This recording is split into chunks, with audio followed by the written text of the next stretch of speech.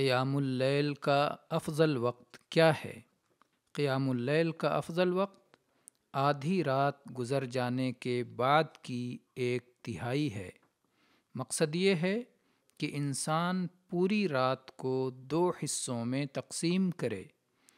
رات کے دوسرے نصف کی 1/3 میں قیام کرے اور دوسرے نصف کے آخری چھٹے حصے میں پھر سو جائے اور دوبارہ صلاۃ فجر کے لیے بیدار ہو۔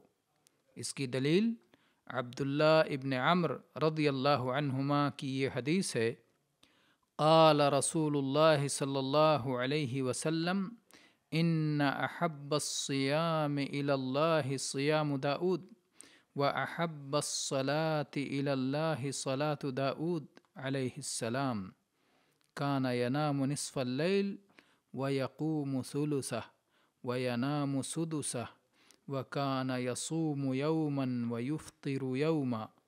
رسول اللہ صلی اللہ علیہ وآلہ وسلم نے فرمایا، اللہ تعالیٰ کے نزدیک سب سے پسندیدہ نفلی صیام داؤد علیہ السلام کے صیام ہیں، اور اللہ تعالیٰ کے نزدیک سب سے پسندیدہ نفلی صلاۃ داؤد علیہ السلام کی صلاۃ ہے۔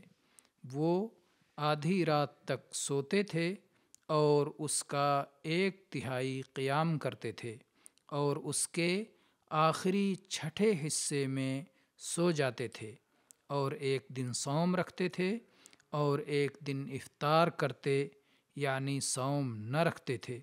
دیکھیے صحیح بخاری حدیث نمبر 3420 اور صحیح مسلم حدیث نمبر 1159۔